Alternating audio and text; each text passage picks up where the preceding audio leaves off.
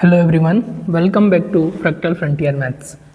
तो जो last lecture है उसमें हमने लीनियर डिपेंडेंस एंड इंडिपेंडेंस यानी कि एक घात स्वतंत्रता और आश्रितता के बारे में देखा कि कोई जो वेक्टर्स है वो लीनियरली इंडिपेंडेंट कब होते हैं और लीनियरली डिपेंडेंट कब होते हैं।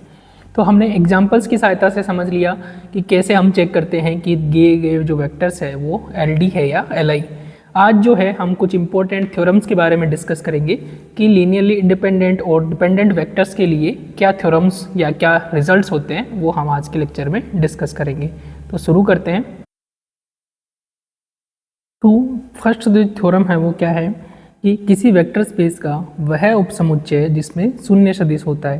तो यानी कि किसी समुच्चय में शून्य सदिश अगर एग्जिस्ट करता है तो वह समुच्चय क्या होता है आपका लीनियरली डिपेंडेंट यानी कि एक घाततः आश्रित समुच्चय होता है। तो उसको प्रूव करने के लिए मान लेते हैं कि कोई वेक्टर स्पेस है। तो माना V, F एक सदिश समष्टि है तथा S एक मान लेते हैं S is equal to V1, V2 up to Vn जो है V का एक उपसमुच्चय है। ठीक है, तो अब मान लेते हैं कि इसमें एक जीरो वेक्टर है। तो मान लेते हैं कि जो फर्स्ट वेक्टर जो हमने लिखा है V1 वो इक्वल टू क्या है, जीरो वेक्टर है। ठीक है, तो अतः या फिर हम तो इस V1 इक्वल टू जीरो को मैं कैसे लिख सकता हूँ, इसको मैं लिख सकता हूँ 1 dot V1 plus zero vector is equal to zero vector. और इस जीरो वेक्टर को मैं क्या लिख सकता हूँ, 0 dot V2 plus 0 dot V3 up to 0 dot Vn is equal to zero vector. तो ये जो रिलेशन नंबर 1 है वो जो हमें वेक्टर्स दे रखे हैं V1, V2 up to Vn उनका एक लीनियर कॉम्बिनेशन है, लेकिन इसके सारे जो अदिश गुणांक है जो शून्य नहीं है, यानी कि ये तो सारे जीरो है लेकिन ये जीरो नहीं है। इसका मतलब हम इसको क्या लिख सकते हैं, एल डी लिख सकते हैं। ठीक है, तो या फिर हम इसको इस प्रकार से लिख देते हैं कि समीकरण 1 जो है summation alpha I V I, या फिर हम इसको फॉर्म में लिखते हैं alpha 1 V1 plus alpha 2 V2 and so on alpha n Vn equal to zero प्रकार का संबंध है, परंतु यहाँ अल्फा 1 जो है वो नॉट इक्वल टू ज़ीरो है। अतः जो सदिश है, कौन कौन से सदिश है, V1, V2 up to Vn क्या है, एक घात तः आश्रित यानी कि लीनियरली डिपेंडेंट है। इसका मतलब क्या हो गया कि समुच्चय जो S था, क्योंकि इसी S में थे ये सारे वेक्टर, तो समुच्चय S जो है एक LD समुच्चय है, लीनियरली डिपेंडेंट सेट है। तो ये थ्योरम जो है एक इम्पोर्टेंट थ्योरम है कि मान लो आपके पास 100 वेक्टर दे रखे हैं। ठीक है, V1, V2, Vn, और आपको ये चेक करना है कि ये LD है या LI, लेकिन आपको उसमें से 100 में से दिख रहा है कि एक वेक्टर आपका क्या है, जीरो वेक्टर। तो आप डायरेक्ट बोल सकते हो कि ये समुच्चय क्या होगा, LD होगा।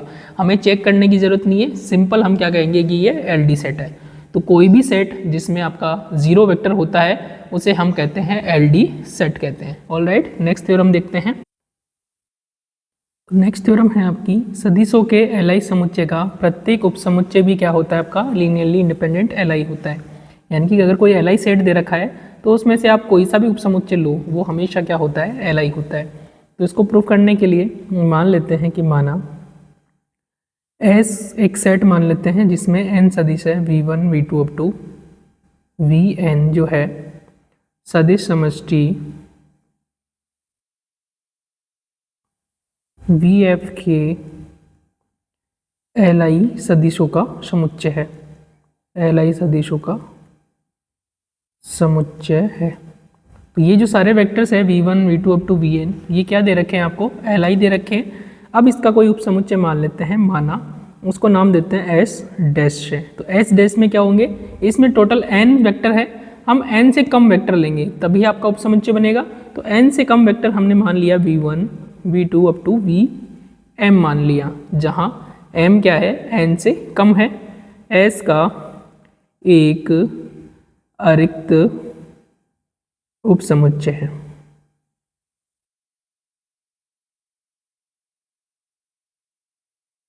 ठीक है, तो अरिक्त उपसमुच्चय है। अब इसको हमें एल आई प्रूफ करना है। तो कितने वेक्टर है यहाँ पे, एन वेक्टर है, तो हम एन स्केलर एम वेक्टर है, तो एम स्केलर मान लेंगे alpha 1 alpha 2 up to alpha M belongs to F. Alright, क्योंकि ऐसे प्रूफ करते हैं हम एल आई या एल डी, तो ये मान लिया। और साथ के साथ इनका जो लीनियर कॉम्बिनेशन है alpha 1 V one plus alpha 2 V two and so on plus alpha M V M, ये क्या हो जाएगा आपका, जीरो वेक्टर हो जाएगा। अब हम क्या करते हैं, इसको मैं ऐसे लिख सकता हूँ alpha 1 V one plus alpha 2 V two plus and so on plus alpha M V M. और m क्या है, n से छोटा है, तो m के बाद में m+1 आएगा, m+2 आएगा, कब तक आएगा, n तक आएगा। तो n और m का जितना भी डिफरेंस है उतने वेक्टर्स के लिए इसको ऐसे लिख सकता हूँ 0.vm+1 and so on 0.vn is equal to 0 vector. ये आपका रिलेशन नंबर 1 हो गया। लेकिन आपको क्या दे रखा है कि जो वेक्टर्स है v1 v2 up to vn, ये सारे के सारे li है। तो चूंकि v1 v2 up to vn जो है li सदिश है, ठीक है, अतः li सदिश है, तो इसका मतलब क्या होगा, ये सारे li है, तो इनके जो कोफिशिएंट होंगे स्केलर वो सारे के सारे 0 के बराबर होंगे। तो इसका मतलब हो गया अतः अल्फा 1 बराबर अल्फा 2 बराबर and so on alpha m बराबर 0। बाकी के तो पहले से ही 0 है। तो हमने क्या माना, हमने ये लीनियर कॉम्बिनेशन माना इक्वल टू 0, और हमने क्या दिखा दिया कि ये सारे के सारे स्केलर क्या होंगे, 0 होंगे। इसका मतलब क्या हो गया, इसका मतलब हो गया कि जो आपके सदिश है v1 v2 up to vm, ये क्या है, li सदिश है। तो ये li सदिश है और इनका जो सेट था वो कौन सा था, आपका s है। अतः s डैश जो है वो s का एक li उपसमुच्चय है। ठीक है, तो कोई भी अगर आपके पास li सेट दे रखा है, उसके कोई भी सबसेट लोगे वो सारे के सारे आपके li होते हैं। इसी प्रकार की सिमिलर थ्योरम जो है आपके ld सेट के लिए होती है, लेकिन उसमें जो है आपका उपसमुच्चय नहीं होगा, उसमें आपका होगा अधिसमुच्चय यानी कि hyper set. Alright, next theorem देखते हैं। थ्योरम्स क्या कहती है, थ्योरम कहती है कि सदिशों के LD यानी कि एक घातांक परतंत्र समुच्चय का प्रत्येक अधिसमुच्चय, अधिसमुच्चय का मतलब होता है उससे बड़ा सेट, यानी कि कोई सेट है अगर उसमें मैं एक भी एलिमेंट एक्स्ट्रा ऐड कर देता हूँ तो वो क्या बन जाता है, अधिसमुच्चय बन जाता है। तो हमें सिद्ध करना है कि वो क्या होगा, लीनियरली डिपेंडेंट होगा। तो S कोई सेट मान लेते हैं, माना S is equal to v1 v2 and so on vn जो है सदिश समष्टि का एक LD सेट है। सदिश समष्टि v/f का एक LD समुच्चय है, लीनियरली डिपेंडेंट जो है वो क्या है, समुच्चय है। इसका एक सुपरसेट मान लेते हैं। तो हम मान लेते हैं, माना S डैश क्या मान लेंगे, v1, क्योंकि S डैश में S के तो अवयव होंगे ही होंगे, साथ में कुछ एक्स्ट्रा अवयव होंगे, उसको हमने मान लिया U से डिनोट कर देते हैं, U1 U2 up to UM।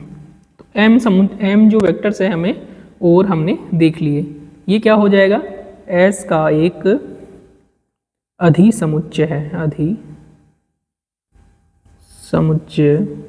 है। अब हम कुछ स्केलर मान लेते हैं। तो माना हमारे पास total m plus n vector है, ठीक है। तो m प्लस n वेक्टर है, तो इनके लिए हमारे पास क्या होने चाहिए, n प्लस n जो है स्केलर होने चाहिए। और LD प्रूफ करने के लिए हम सिद्ध करेंगे कि उनमें कम से कम एक जो है नॉन जीरो होना चाहिए। तो हम डायरेक्ट डेफिनेशन लगाते हैं S की, चूंकि S बराबर v1 v2 up to vn जो है LD समुच्चय है, LD समुच्चय है, इसका मतलब होगा अतः, ठीक है, अल्फा 1 कितने n वेक्टर है, तो alpha 1 alpha 2 up to alpha n सभी 0 नहीं है, ठीक है, क्योंकि LD की परिभाषा होती है कम से कम एक क्या होना चाहिए, नॉन जीरो होना चाहिए, यानी कि सारे के सारे तो 0 के बराबर नहीं है। इस प्रकार, ठीक है, F में बिलोंग करते हैं बिलोंग्स टू एफ इस प्रकार होंगे कि alpha 1 v1 plus alpha 2 v2 plus and so on alpha n vn क्या होगा आपका 0 वेक्टर होगा।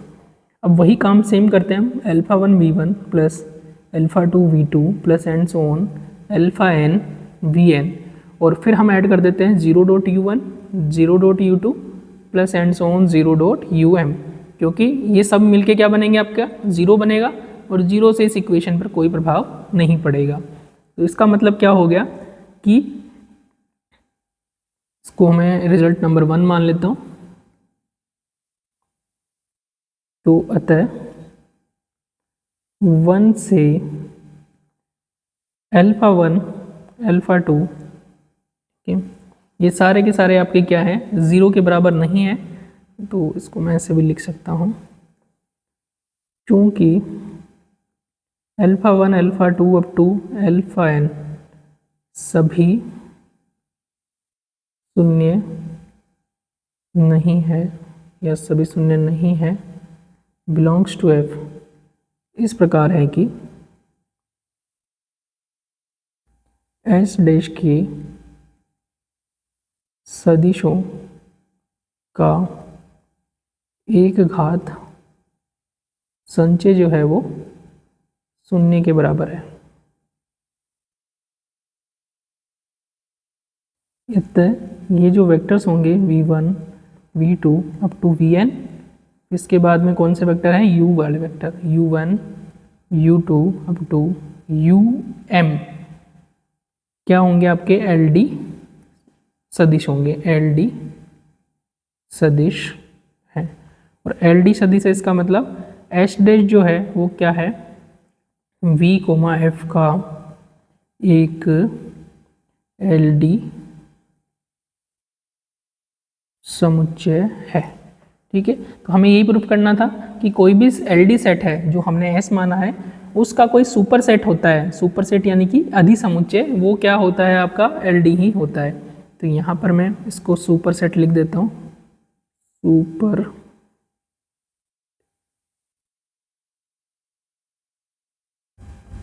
ठीक है। नेक्स्ट थ्योरम देखते हैं हम। तो नेक्स्ट थ्योरम जो है एक इम्पोर्टेंट थ्योरम है कि यदि VF जो है एक सदिश समष्टि है और S हमें V के कुछ शून्येतर नॉन जीरो सदिशों का एक उप समुच्चय दे रखा है, यानी कि ये जो है सारे के सारे नॉन जीरो वेक्टर है। नॉन जीरो का मतलब हो गया कि इसमें कोई भी जीरो नहीं है। तो S जो होगा वो LD होगा। ठीक है, यदि और केवल यदि S के कुछ सदिशों को जो है या S के कुछ अवयवों को बाकी के जो अवयव हैं उनके लीनियर कॉम्बिनेशन में व्यक्त किया जा सके। तो ये एक इम्पॉर्टेंट थ्योरम है कि आपके पास मान लो n सदिश दे रखे हैं, उसमें से कुछ सदिश जो है बाकी के लीनियर कॉम्बिनेशन में लिखे जा सके, यानी कि वो बाकी के सदिशों पर क्या करेंगे डिपेंड करेंगे, इसीलिए उसको हम कहेंगे लीनियरली डिपेंडेंट। तो इसको प्रूफ करने के लिए हमें दोनों तरफ प्रूफ करना होगा, क्योंकि यहाँ पर एक वाक्य लिखा हुआ है यदि और केवल यदि। ठीक है, इनका मतलब होता है हमें दोनों तरफ से प्रूफ करना है। तो पहले तो मान लेते हैं, माना V/F एक सदिश समष्टि है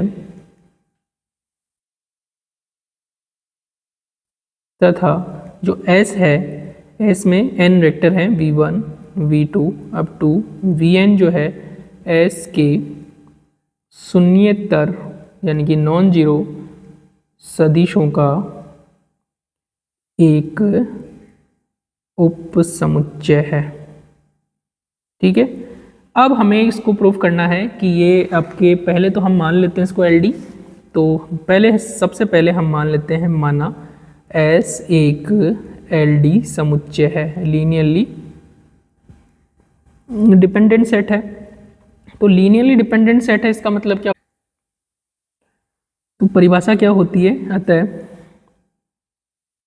कितने सदिश है, n सदिश है तो n स्केलर मान लेंगे, alpha 1 alpha 2 up to alpha n सभी जो है वो शून्य नहीं है, शून्य नहीं, बिलोंग्स टू F इस प्रकार विद्यमान होंगे कि क्या कंडीशन होगी कि alpha 1 v1 plus alpha 2 v2 plus and so on plus alpha N V N क्या होगा आपका 0 वेक्टर होगा। ठीक है, अब हम मान लेते हैं कि ये अल्फा 1 अल्फा 2 अल्फा एन जो है सारे के सारे 0 नहीं है, यानी कि कम से कम इसमें क्या मिलेगा, एक नॉन जीरो मिलेगा। तो हम मान लेता हूँ कि अल्फा के जो है वो 0 के बराबर नहीं है। तो हम इक्वेशन 1 को क्या लिख सकते हैं, इसको मैं 1 दे देता हूँ। अतः समीकरण नंबर 1 से, समीकरण 1 से हम इसको वैसे लिख सकते हैं alpha 1 V 1 plus and so on alpha K या -1 V K -1 plus alpha K V K plus alpha K +1 V K +1। इसको थोड़ा सा मैं शिफ्ट कर देता हूँ, प्लस इस प्रकार से लास्ट में alpha N V N is equal to 0, यानी कि कोई के बीच में होगा, जो कि अल्फा 1 अल्फा 2 अल्फा एन तक है। तो एन 1 और एन के बीच में कोई संख्या होगी के इस प्रकार से होगी कि अल्फा के क्या है आपका 0 के बराबर नहीं है। तो मैंने इसको ये जो डैश डैश डैश था उसमें के वाला टर्म लिख लिया। तो ये के वाला टर्म हो गया अल्फा के वी के, इससे पहले क्या आएगा अल्फा के -1 और इसके बाद में क्या आएगा अल्फा के +1। अब मैं क्या करूँगा, लेफ्ट हैंड साइड में केवल अल्फा के वी के को रखता हूँ और बाकी सबको हम राइट हैंड साइड में शिफ्ट कर देंगे। तो माइनस साइन के साथ क्या आ जाएगा, alpha 1 V 1 plus alpha 2 V 2 को नहीं लिखते हैं, इसको हमने यहाँ पर रखा है। यहाँ तक का पार्ट जो है हम कहाँ ले गए, राइट हैंड साइड में। तो ये हो जाएगा plus alpha K -1 V K -1, इसको हमने यहीं पे रखा है लेफ्ट साइड में, और ये पूरा का पूरा कहाँ लेके जा रहे हैं, राइट साइड में। तो plus alpha K +1 V K +1 plus and so on alpha N V N. ठीक है, अब यहाँ पे एक चीज़ करता हूँ, मैं इसको समीशन के फॉर्म में लिख लेता हूँ। तो summation alpha K V K is equal to minus summation I equal to 1 to n, और साथ में कंडीशन है कि आई जो है वो के बराबर नहीं है, अल्फा आई वी आई। इसको इक्वेशन नंबर 2 मान लेता हूँ। अब मुझे यहाँ से वी के का मान निकालना है। तो चूंकि जो अल्फा के है वो 0, alpha K not equal to 0 belongs to F, 0 element नहीं होगा, सॉरी 0 जो है एफ का एलिमेंट है, कि अल्फा के 0 के बराबर नहीं है। इसका मतलब क्या हुआ कि अल्फा के इनवर्स जो है वो किस में बिलोंग करेगा, एफ में बिलोंग करेगा। यानी कि फील्ड की क्या डेफिनेशन होती है कि जो भी नॉन जीरो अवयव है, अशून्य अवयव, उसका प्रतिलोम जो है एफ में विद्यमान करता है। तो अल्फा के जो है वो 0 के बराबर नहीं है, तो इसका जो इन्वर्स होगा वो किसके अंदर होगा, एफ के अंदर होगा। तो समीकरण नंबर 2 से हम क्या कर देंगे, अल्फा के इन्वर्स को ऑपरेट कर देंगे। तो अल्फा के इन्वर्स के साथ मल्टीप्लाई कर दिया alpha K V K is equal to हो जाएगा माइनस, इसको मैं लिख देता हूँ, पहले इसको मैं लिख देता हूँ, अल्फा के इन्वर्स के साथ माइनस आई इक्वल टू 1 से लेके n, लेकिन आई जो है वो के बराबर नहीं है, अल्फा आई वी आई। अब कोई अवयव और उसका प्रतिलोम आपस में मिलके क्या बना देते हैं, आइडेंटिटी। तो ये हो जाएगा 1 dot we K is equal to minus, ये जो अल्फा के इन्वर्स है इसको मैं समीशन के अंदर लेके चला जाऊंगा। तो ये क्या हो जाएगा, अल्फा के inverse alpha i into v i. अब इसको मैं कोई नया कांस्टेंट मान लूँगा। तो 1 डॉट वी के क्या हो जाएगा, V K equal to minus summation I equal to 1 to n, जहाँ आई जो है वो के बराबर नहीं है, और इसको मैं मान लेता हूँ beta I into v I, जहाँ बीटा आई क्या है, अल्फा के इन्वर्स, या फिर हम इसको माइनस के साथ ही मान लेते हैं, तो माइनस के साथ ही ले लेता हूँ। तो बीटा आई क्या है आपका, माइनस अल्फा के इन्वर्स इंटू अल्फा आई, और ये किसका अवयव होगा, एफ का अवयव होगा। तो इस प्रकार सदिश वी के बिलोंग्स टू एस को एस के शेष सदिशों, शेष सदिश क्या क्या है, v1 up to V K -1 V K +1 and so on V N के एक घात संचय के रूप में लिखा जा सकता है।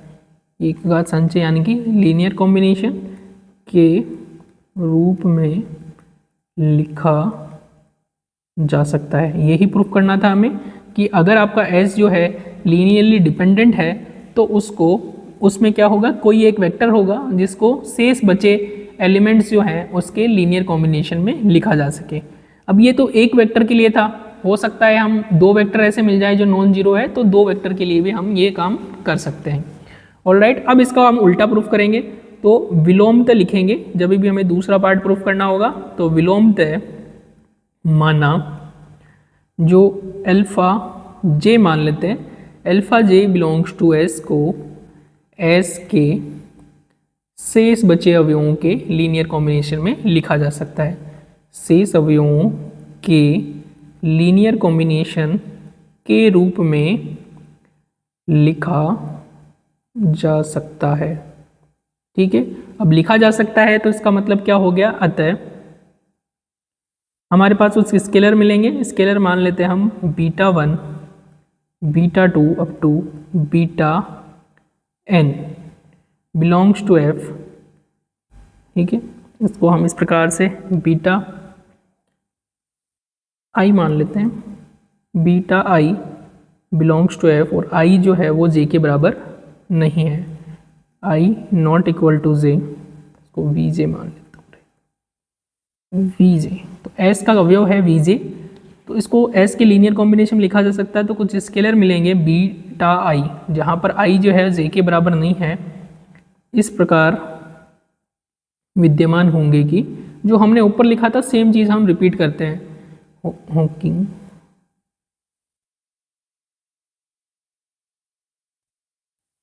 कि जो vj है उसको हम लिख सकते हैं समीशन बीटा i vi, जहाँ i क्या है 1 से लेके n, और i जो है वो j के बराबर नहीं है।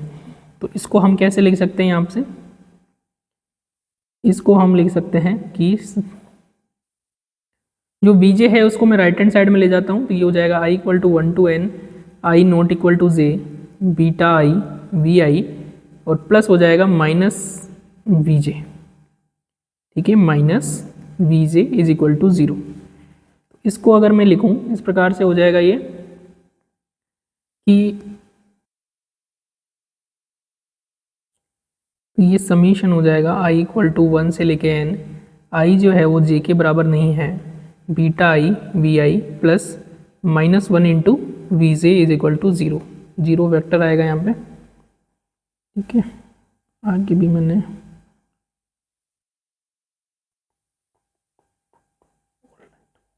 ठीक है, तो हमारे पास जो वेक्टर है सारे के सारे वेक्टर आ गए। देखो आई, ये सारे वेक्टर आ गए v1 से लेके vn तक, बट इसमें i जो है वो j के बराबर नहीं है, तो vj इसके अंदर नहीं है, लेकिन vj कहाँ आ गया, यहाँ पर आ गया। तो अब मान लो ये बीटा i सारे के सारे जीरो भी हो जाए, तो कम से कम तो एक एलिमेंट ऐसा मिल गया जो कि नॉन जीरो है। ठीक है, सारे के सारे अदिश तो जीरो के बराबर नहीं है, तो अतः इसका मेरा मतलब हो गया, अतः जो वेक्टर्स है v1 v2 up to vn क्या है, LD सदिश है। और ये LD सदिश है, इसका मतलब क्या हो गया कि S जो है वो LD है। ऑलराइट, यही हमें क्या करना था, प्रूफ करना था। अब हम देखते हैं एक इम्पोर्टेंट थ्योरम और है, इसको हम डिस्कस कर लेते हैं। तो थ्योरम क्या है, यदि Vf जो है एक सदिश समष्टि है तथा S जो है V के कुछ शून्येतर यानी कि नॉन जीरो सदिशों का एक उपसमुच्चय है, तो जो S होगा LD होगा यदि और केवल यदि, कंडीशन क्या है, S का कोई भी सदिश है, कोई एक सदिश ऐसा होगा, इसको हमने VK मान लिया, जहाँ K क्या होगा 2 3 4 5 अप टू n, अपने पूर्ववर्ती सदिशों के एक घात संचय के रूप में लिखा जा सके। कि जैसे मान लो कि अगर हमें V2 मिल गया, तो V2 को क्या कर सकते हैं हम, V2 को V1 के लीनियर कॉम्बिनेशन में लिख सकते हैं। हो सकता है V2 नहीं मिले तो V3 मिलेगा, V3 को बाकी के जो दो सदिश है V1 और V2 इनके लीनियर कॉम्बिनेशन में लिखा जा सके। V4 होगा, उसको अपने पूर्ववर्ती क्या क्या होंगे, V1 V2 और V3, यानी कि α1 V1 plus α2 V2 plus α3 V3। अगर हमें कोई एक सदिश इस प्रकार से मिले कि उसे हम पहले के जितने भी सदिश है उनके लीनियर कॉम्बिनेशन के रूप में व्यक्त कर सके, तो ऐसा जो सेट होगा S वो क्या होगा, लीनियरली डिपेंडेंट। और इसी प्रकार से इसका उल्टा भी सही होगा, अगर हम ऐसे लिख सकते हैं तो लीनियर डिपेंडेंट होगा, और डिपेंडेंट है तो इस प्रकार से लिखा जा सकता है। तो इसको प्रूफ करेंगे। तो ये थोड़ा सा एक इम्पोर्टेंट थ्योरम है जिसमें हम जो प्रीवियस जो थ्योरम्स है उनका यूज करेंगे। तो सबसे पहले तो वेक्टर स्पेस मान लेते हैं, माना S जो है V1 V2 up to Vn जो है सदिश समष्टि सदिश समष्टि V ओवर F का एक उपसमुच्चय है। ठीक है, अब हम मान लेते हैं कि जो S है, जो हमें कंडीशन दे रखी है कि माना कि ये जो अल्फा के है, माना अल्फा के बिलोंग्स टू S, इस प्रकार है कि इसे इसके पूर्ववर्ती यानी कि प्रीसीडिंग्स वेक्टर्स सदिशों के लीनियर कॉम्बिनेशन के रूप में व्यक्त किया जा सकता है। यानी कि वो सदिश हमने मान ले लिया अल्फा के, जहाँ पर के क्या हो सकता है, के हो सकता है 2 से लेके n तक। 1 क्यों नहीं हो सकता, क्योंकि 1 से पहले तो कोई सदिश ही नहीं है। तो इस प्रकार से ये हमने मान लिया। तो ये है, तो इस प्रकार से क्या होगा, तो vk से पहले कितने सदिश होंगे, vk से पहले होंगे v1 v2 up to vk minus 1, तो टोटल k माइनस 1 सदिश होंगे। तो अतः तो हम मान लेते हैं, माना तो k माइनस 1 सदिश है, तो k माइनस 1 अदिश भी होंगे। तो alpha 1 alpha 2 up to alpha n k minus 1 belongs to f इस प्रकार विद्यमान है कि जो vk है उसको इन सभी सदिशों, जो पहले वाले सदिश हैं v1 v2 और से लेके vk माइनस 1 तक के लीनियर कॉम्बिनेशन के रूप में लिखा जा सकता है। तो ये हो जाएगा alpha k minus 1 v k minus 1। अब मैं क्या कर सकता हूँ, इस vk को मैं उधर लेके जा सकता हूँ। तो alpha 1 v1 plus alpha 2 v2 plus and so on plus alpha k minus 1 vk minus 1 plus इसको मैं लिख सकता हूँ minus 1 dot vk is equal to 0 vector. इसका मतलब क्या हो गया, इसका मतलब हो गया कि ये एक तरीके से जो रिलेशन है हमारा, वो v1 v2 up to vk का क्या है, एक लीनियर कॉम्बिनेशन है। और ये किसके बराबर है, 0 वेक्टर के बराबर। और सारे स्केलर जो हैं वो 0 के बराबर नहीं है, क्योंकि कम से कम एक स्केलर क्या मिल गया हमें, नॉन जीरो। इसका मतलब हो गया कि जो सदिश है v1 v2 up to vk, ये क्या है, LD सदिश है। तो ये LD सदिश है। चूंकि हम जानते हैं कि प्रीवियस थ्योरम से हम क्या जानते हैं, तो हम जानते हैं कि LD सदिशों के समुच्चय का अधिसमुच्चय, LD सदिशों के समुच्चय का अधिसमुच्चय भी LD होता है। यानी कि अगर कुछ एक्स्ट्रा वेक्टर में ऐड भी कर देते हैं तो भी वो क्या रहता है, LD रहता है। इसका मतलब हो गया अतः v1, या फिर हम इसको इससे भी लिख सकते हैं, अतः S बराबर v1 v2 up to vn क्या होगा, एक LD समुच्चय है। ठीक है, तो हमने पहले क्या माना कि जो vk है, ठीक है, अल्फा के नहीं मानेंगे, vk जो है s का कोई अवयव है जिसको हम इसके पूर्ववर्ती सदिशों के लीनियर कॉम्बिनेशन के रूप में लिखा जा सकता है। ठीक है, और इससे हमने क्या प्रूफ कर दिया कि जो समुच्चय s है वो क्या होगा, एक LD समुच्चय होगा। ऑलराइट, अब हम बात करते हैं इसके उल्टे पार्ट की, यानी कि हम मानेंगे कि S एक LD है और वो पार्ट हमें प्रूफ करना है।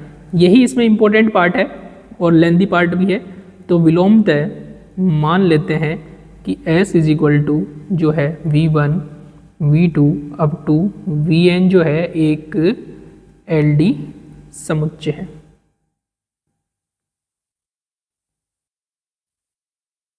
अब हम S के जो है सभी उपसमुच्चयों की बात करेंगे।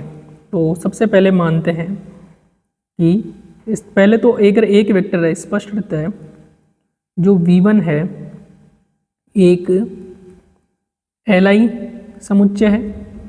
क्यों है LI समुच्चय, क्योंकि v1 नॉट इक्वल टू 0 है, क्योंकि हमने जो समुच्चय लिया है S उसमें कोई भी 0 वेक्टर नहीं है।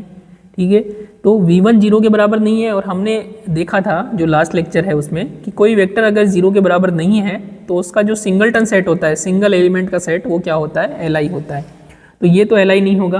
अब हम मान लेते हैं, अब समुच्चय S2 पर विचार करते हैं, V1 और V2, इसमें दो एलिमेंट है V1 V2, ठीक है। अब समुच्चय, या फिर हम मान लेते हैं,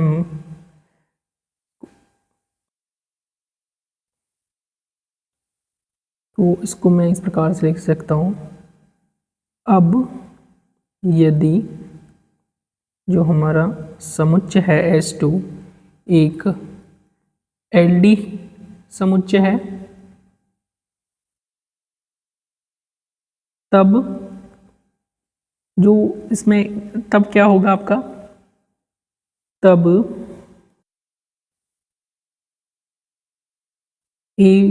alpha 1 alpha 2 belongs to F, जो कि सभी शून्य नहीं है, शून्य नहीं है।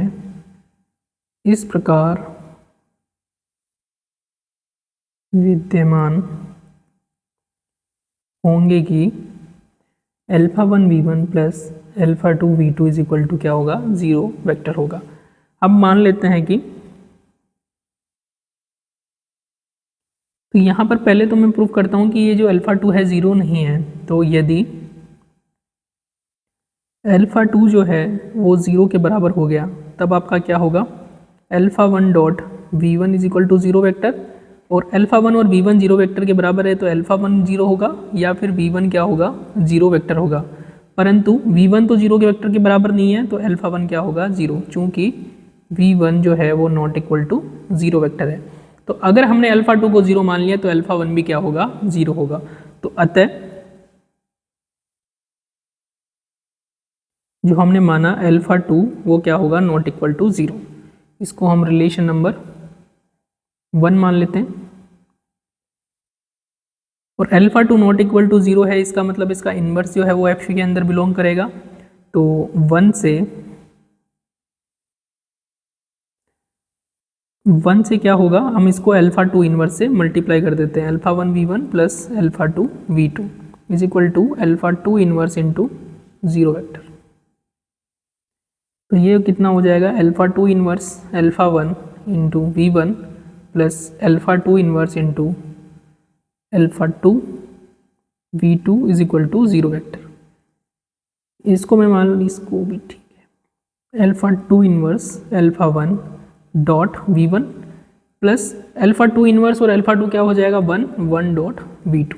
तो मैं क्या लिख सकता हूँ, V2 को लिख सकता हूँ minus alpha 2 inverse alpha 1 into V1।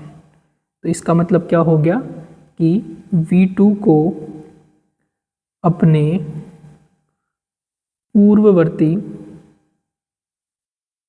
पूर्ववर्ती सदिशों के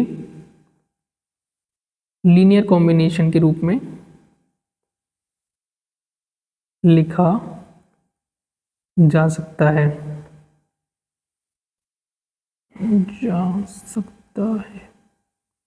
लेकिन ये रिजल्ट कब आया, जब हमने ये चीज़ मानी थी क्या, कि जो S2 है वो क्या है, आपका LD सेट है।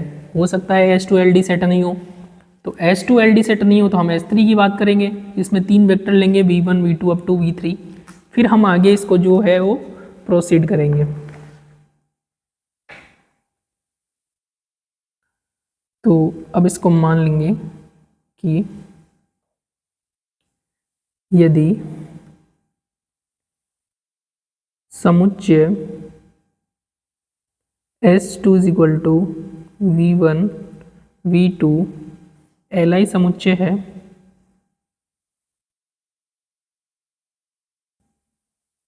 तो हम S3 के बारे में चेक करेंगे, V1 V2 up to V3 पर विचार करेंगे। अब इस सबसेट को चेक करेंगे,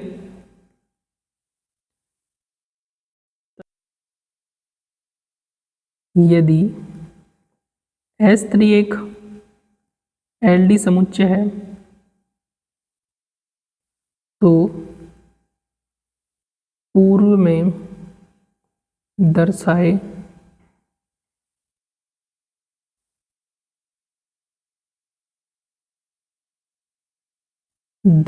अनुसार यह सिद्ध किया जा सकता है कि V3 को सदिशों V1 तथा V2 के लीनियर कॉम्बिनेशन के रूप में लिखा जा सकता है। सेम प्रोसेस फॉलो करेंगे।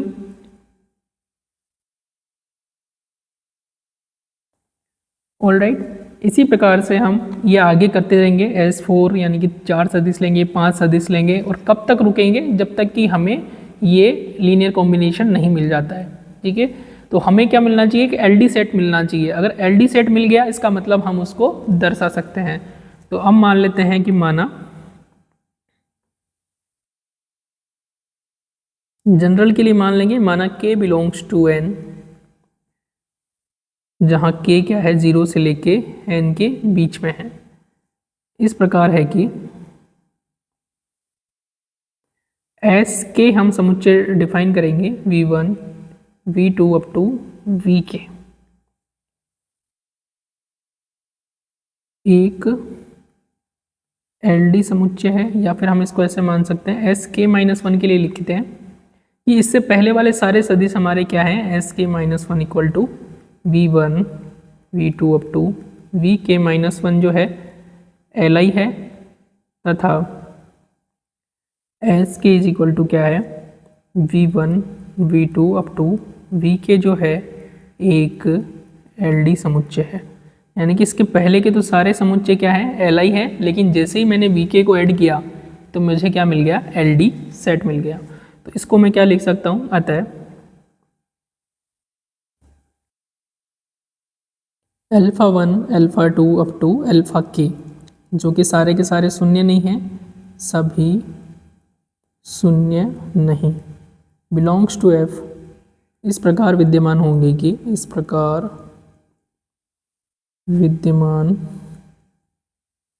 होंगे कि इनका जो लीनियर कॉम्बिनेशन है α1 V1 plus α2 V2 and so on αk-1 vk-1 plus αk vk क्या होगा, 0 वेक्टर के बराबर होगा।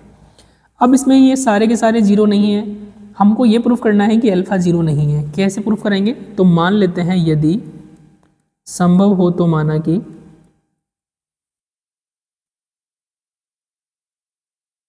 जो अल्फा के है वो 0 के बराबर है। अल्फा के 0 के बराबर हो गया तब ये इक्वेशन हम मान लेते हैं आई थिंक 2। तो तब 2 से, क्योंकि अल्फा के की जगह क्या रख देंगे 0, तो हमें मिलेगा α1 V1 α2 V2 plus and so on αk-1 vk-1 equal to 0 vector.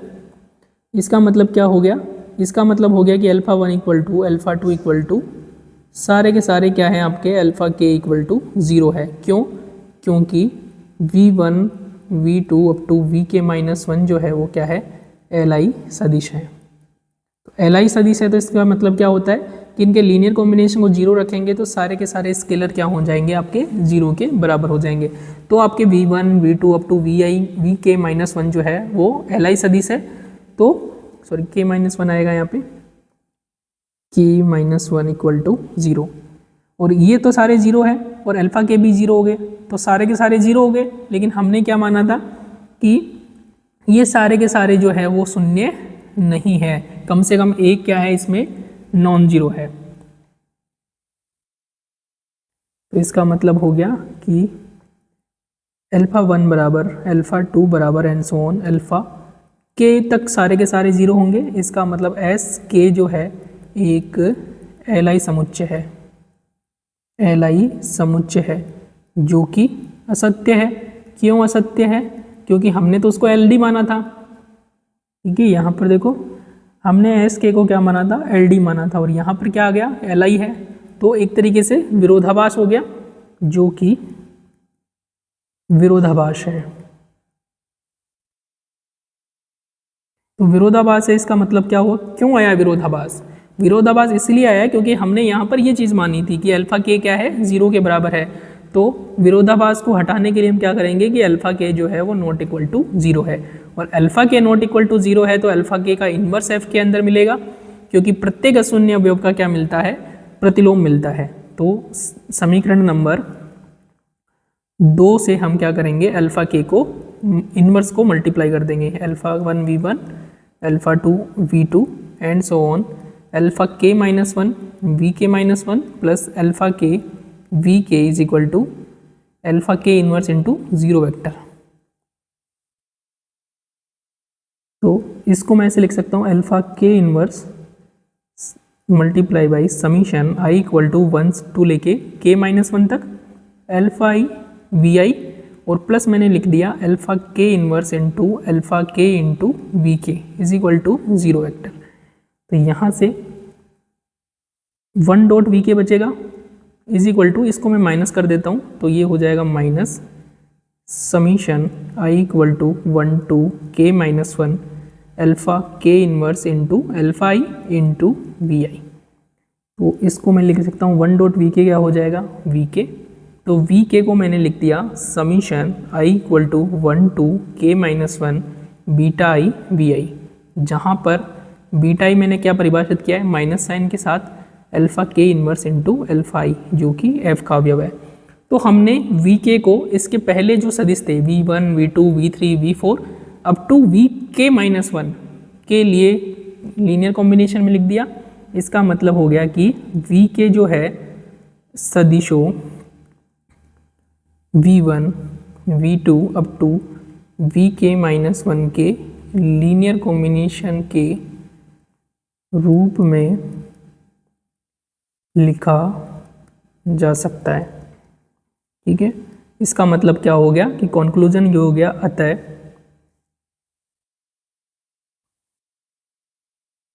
S का कोई सदिश वी के, जहाँ के क्या है 2 से लेके n तक है, इस प्रकार विद्यमान होगा कि वी के को इसके पूर्ववर्ती यानी कि जो प्रीसीडिंग वेक्टर्स है उसको पूर्ववर्ती सदिशों के एक घात संचय यानी कि लीनियर कॉम्बिनेशन के रूप में लिखा जा सकता है। ऑलराइट, तो इस प्रकार से हमने दोनों पार्ट प्रूफ कर दिए, हैंस प्रूफ्ड। तो आज के इस लेक्चर में हमने लीनियरली डिपेंडेंट और इंडिपेंडेंट वेक्टर्स के बारे में कुछ इंपॉर्टेंट थ्योरम देखी कि अगर किसी सेट में 0 वेक्टर हो जाता है तो वो LD हो जाता है। कोई सेट अगर आपको LI दे रखा है और उसका कोई सबसेट ले तो वो भी क्या होता है, आपका LI सेट होता है। कोई अगर LD सेट है तो उसका सुपर सेट यानी कि उससे बड़ा कोई भी सेट लोगे तो वो भी क्या रहेगा, LD सेट रहेगा। इसके बाद में हमने 2 इंपॉर्टेंट थ्योरम पढ़ी कि कोई समुच्चय जो है LD कब होता है, जब उसमें से किसी एक वेक्टर को अपने से जो शेष बचे अवयव है या शेष बचे जो वेक्टर्स हैं, सदिश है, उनके लीनियर कॉम्बिनेशन के रूप में लिखा जा सके। या फिर LD कब होगा, जब कोई वेक्टर ऐसा मिलेगा हमें जिसको उसके पहले वाले जितने भी वेक्टर हैं उसके लीनियर कॉम्बिनेशन के रूप में लिखा जा सके। अगर ये कंडीशन फॉलो होती है दोनों में से कोई एक, तो हम कहते हैं कि वो जो समुच्चय हमें दे रखा है v1 v2 up to vn जिसमें n वेक्टर्स हैं, वो क्या होगा, आपका लीनियरली डिपेंडेंट यानी कि एक घाततः आश्रित समुच्चय होगा। तो आज के इस लेक्चर में हमने लीनियरली इंडिपेंडेंट और डिपेंडेंट वेक्टर्स की कुछ इंपॉर्टेंट थ्योरम को डिस्कस कर लिया है।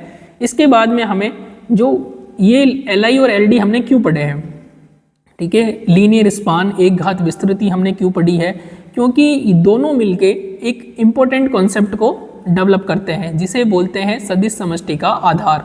तो सदिश समष्टि का आधार क्या होता है उसके बारे में हम पढ़ेंगे नेक्स्ट लेक्चर में। तो आज के लिए इतना ही। Keep learning, keep growing. Thank you so much for watching.